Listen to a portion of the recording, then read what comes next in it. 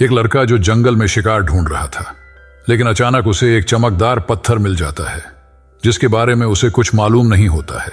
पर बाद में उस पत्थर में से कैसे एक नन्हा मुन्ना क्यूट सा ड्रैगन जन्म लेता है और वह ड्रैगन कैसे बड़े होकर उसकी साथ देते हैं, यही सब लेकर आज की ये शानदार कहानी है।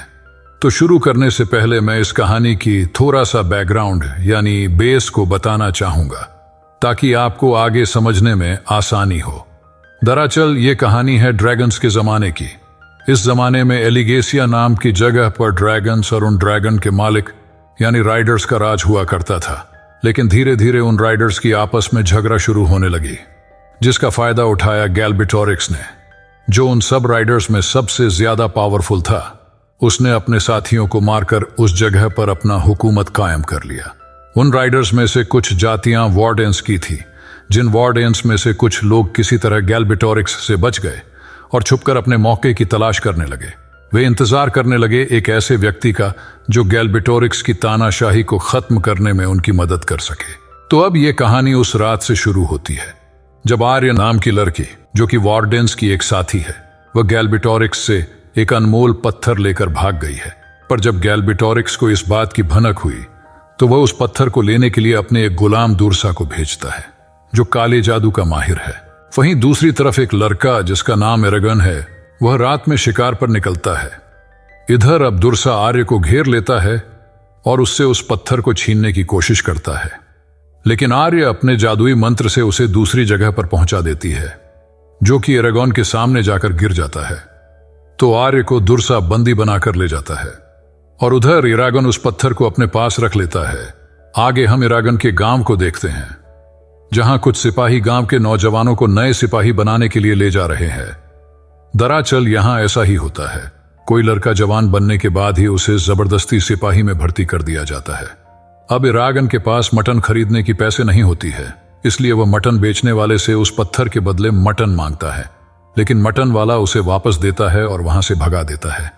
तो वहां से बाहर निकलते समय वो ब्राह्मो नाम के एक आदमी को देखता है, जो कि हमारे कहानी में आगे एक अहम रोल निभाने वाला है। यहां उसे धमकी देकर कुछ सिपाही उसकी मुर्गियां ले जाते हैं।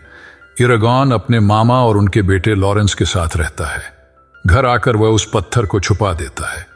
अब जब एरागन लॉरेंस के साथ होता है तब लॉरेंस उससे कहता है कि अब मैं जवान हो गया हूं, आने वाले दिनों में सिपाही आएंगे और मुझे भी एक सैनिक बनाकर ले जाएंगे, इसलिए मैं इस इलाके से भागने वाला हूं, जिससे वह अपनी जिंदगी को अपने तरीके से जी सके। एरागन के मामा भी उसे यही कहते हैं कि जब वह जवान होगा तो वह भी अपनी जिंदगी अपने तरीके से जी सकते हैं। अगली सुबह लॉरेंस अपने भाई एरागन को अलविदा कहता है और चला जाता है। और अब एरागन उस पत्थर के पास आता है। वह देखता है कि उस पत्थर से, जो कि असल में एक अंडा था, उसमें से एक प्यारा सा नन्हा मुन्ना ड्रैगन का बच्चा बाहर आया है। और वह जैसे ही उस ड्रैगन के सिर पर हाथ फेरता है तो ब्राह्मो, आर्य और गैल्बिटोरिक्स को एहसास हो जाता है कि यह ड्रैगन पैदा हो गया है और उसके साथ एक मालिक भी है। गैल्बिटोरिक्स का जादुई गुलाम जो दुर्सा था, वो आर्य से जादू का इस्तेमाल करके एरागन का पता लगाने की कोशिश करता है। और दूसरी तरफ वो छोटी सी ड्रैगन एक ही रात में धीरे धीरे बढ़ने लगता है। अब इधर गैल्बिटोरिक्स दुर्सा को हुक्म देते हैं कि वह एरागन को ढूंढकर खत्म कर दे। अगली सुबह एरागन देखता है कि उसके हाथ में उस ड्रैगन के आने से एक सिंबल बन गया है। दूसरी ओर दुर्सा अपने काले जादू से कुछ भयंकर शैतानों को पैदा करके एरागन को मारने के लिए भेजता है। इधर शाम को एरागन ब्राह्मो से ड्रैगन्स की कहानियां सुनता है, जिससे उसके मन में ड्रैगन्स के बारे में और जानने की इच्छा बढ़ जाती है।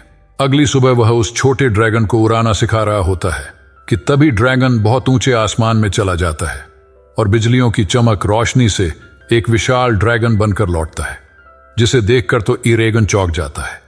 अब उस ड्रैगन में इतनी शक्ति आ गई है कि वह एक दूसरे के मन की बात जान सकते हैं। वह ड्रैगन एरागन को अपना नाम सफिला बताती है। रात में एरागन ब्राह्मो के घर जाता है और ड्रैगन्स की कहानियों की सच्चाई जानना चाहता है, लेकिन ब्राह्मो उसे इनकार कर देता है, तो वह गुस्से में वहां से चला जाता है। घर पहुंचने पर वह देखता है कि दुर्सा का खतरनाक शैतान उसके मामा से एरागन का पता पूछ रहे हैं। वे शैतान एरागन को वहां ढूंढने लगते हैं, तो एरागन वहां से भाग जाता है। वह अपने मामा को बचाना चाहता है, लेकिन सफिला उसे वहां से दूर ले जाती है, क्योंकि वह शैतान एरागन को मारना चाहते हैं। बाद में वह किसी तरह जिद करके अपने घर पहुंच तो जाता है, लेकिन तब तक उसके मामा की मौत हो जाती है। तभी ब्राह्मो वहां आता है और वह एरागॉन के हाथ में ड्रैगन का निशान देख लेता है। तब वह समझ जाता है कि नया ड्रैगन राइडर एरागॉन ही है। वह उसकी मामा की लाश को जलाकर वार्डेंस की खोज में ब्राह्मो के साथ निकल जाता है। रास्ते में वे कुछ देर के लिए रुकते हैं। वहां ब्राह्मो उसे अपने ड्रैगन से मिलाने को कहता है, तो एरागन सफिला को पास बुलाता है और अब ब्राह्मो उसे ड्रैगन की सवारी करने को कहता है, क्योंकि वह जानता है कि जितनी जल्दी ड्रैगन जंग के लिए तैयार हो जाएगा उतना ही उन सबके लिए अच्छा है। ब्राह्मो उसे ड्रैगन के बारे में बहुत सी जानकारियां देता है और ड्रैगन को दूसरों की नजरों से बचाने को कहता है, लेकिन दुर्सा के शैतान ड्रैगन्स को दूर से देख लेते हैं।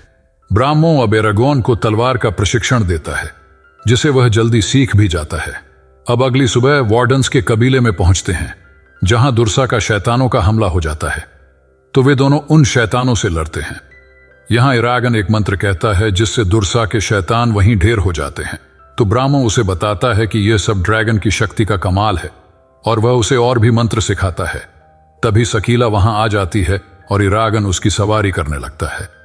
ड्रैगन की सवारी करते वक्त एरागन देखता है कि दुर्सा के सैनिक ब्राह्मो का पीछा कर रहे हैं, तो वह ड्रैगन के साथ उन पर हम कर देता है, जिसमें सफिला घायल हो जाती है। वह दोनों उसका इलाज करते हैं, जहां ब्राह्मो एरागन से कहता है कि वह भी एक ड्रैगन राइडर था, पर मोरसेन नाम के एक ड्रैगन राइडर ने तलवार से उसके ड्रैगन की हत्या कर दी थी। वह यह भी बताता है कि अगर किसी ड्रैगन की मौत होती है तो उसका राइडर जिंदा रह सकता है, लेकिन अगर राइडर किसी कारण से मारा जाता है तो उसका ड्रैगन अपने आप ही मर जाता है। इसलिए ब्राह्मो को ड्रैगन से ज्यादा एरागन की चिंता थी, क्योंकि वही उनका मसीहा है जो कि दुर्सा और गैल्बिटोरिक्स से उन्हें छुटकारा दिला सकता है। आगे हम देखते हैं कि दुर्सा एरागन को पकड़ने के लिए आर्य के पास जाकर अपनी जादुई ताकत से एरागन को सपना देता है कि आर्य दुर्सा की कैद में है और वह वहां आकर उसे बचा ले। ब्राह्मो के मना करने पर भी एरागॉन वहां चला जाता है, जहां वह दुर्सा के जाल में फंस जाता है। दुर्सा एरागॉन को मारने ही वाला होता है कि ब्राह्मो वहां आकर उसे बचा लेता है और खुद घायल हो जाता है। तभी एक लड़का जिसका नाम मथक है, वह दुर्सा से बचने में उनका साथ देता है और उन्हें वहां से निकल जाने को कहता है। तो ड्रैगन के साथ वे तीनों वहां से निकल जाते हैं। अब ब्राह्मो बुरी तरह से घायल हो गया था, इसलिए मरने से पहले वह अपनी तलवार एरागॉन को दे देता है। हालांकि एरागॉन कुछ मंत्रों से उसे बचाने की कोशिश करता है, लेकिन सफल नहीं हो पाता। तो अगली सुबह वे ब्राह्मो को अंतिम विदाई देते हैं। अब आगे बढ़ते वक्त आर्य दुर्सा के किसी जादू से वह घायल होकर गिर जाती है। आर्य एरागॉन को वार्डेंस जाने का रास्ता दिखाती थी और तभी सफीला उस लड़के को लेकर आती है जिसने उनकी जान बचाई थी। वह लड़का उन्हें वार्डन के पास ले जाता है। दूसरी ओर गैल्बिटोरिक्स दुर्सा की नाकामयाबी से गुस्सा होकर उसे अंतिम मौका देता है। अब कुछ देर में एरागन और मथक वार्डेंस के सरदार ने इजिहाद के पास पहुंचते हैं, तो उन्हें ड्रैगन दिखाने को कहा जाता है। तो एरागन सफिला को वहां बुलाता है और सरदार को यह यकीन हो जाता है कि एरागन ही वह राइडर है जो दुश्मनों को हराने में उनका साथ देगा। सरदार आर्य का इलाज कराने की बात कहता है और मथक को बंदी बना लेते हैं, क्योंकि मथक मोरसेन का बेटा था जिसने ब्राह्मो की ड्रैगन को मारा था और जो कि दुश्मनों का साथी था। अब थोड़ी देर में दुर्सा के सिपाही वहां पहुंच जाते हैं और रात में अंधेरे का फायदा उठाकर वार्डेंस पर हमला कर देते हैं। एरागन भी अपने ड्रैगन सफिला के साथ उन शैतानों पर हमला कर देता है और दुर्सा भी अपने शैतानी ताकत से वहां तबाही मचाना शुरू कर देता है। वह एक जादुई ड्रैगन में बैठकर एरागन से लड़ाई करता है, तो दुर्सा का जादुई ड्रैगन सफिला को बुरी तरह से घायल कर देते हैं। सफिला गिरने ही वाली होती है कि एरागन उसे हिम्मत देकर कुछ देर लड़ने को कहता है और अब एरागन अपनी चालाकी से दुर्सा के सीने पर जादुई तलवार घोंप देता है, जिससे वह वहीं मारा जाता है। अब सफिला बुरी तरह से घायल है तो एरागन कुछ मंत्रों से उसे बचा लेता है, पर वह खुद बेहोश हो जाता है। अब बेहोशी से आंख खुलने पर वह मथक को अपने पास देखता है, जिसे वार्डेंस ने आजाद कर दिया था। वह सफिला को जिंदा देखकर बहुत खुश हो जाता है और उसकी सवारी करके आर्य के पास जाता है, जो अपने कबीले की राजकुमारी बन जाती है। तो एरागन आर्य से फिर मिलने का वादा करके ड्रैगन के साथ वहां से चला जाता है और आखिर में हम गैल्बिटोरिक्स को देखते हैं, जो एक खूंखार ड्रैगन के साथ युद्ध की तैयारी में है, और ये मूवी यही खत्म हो जाती है।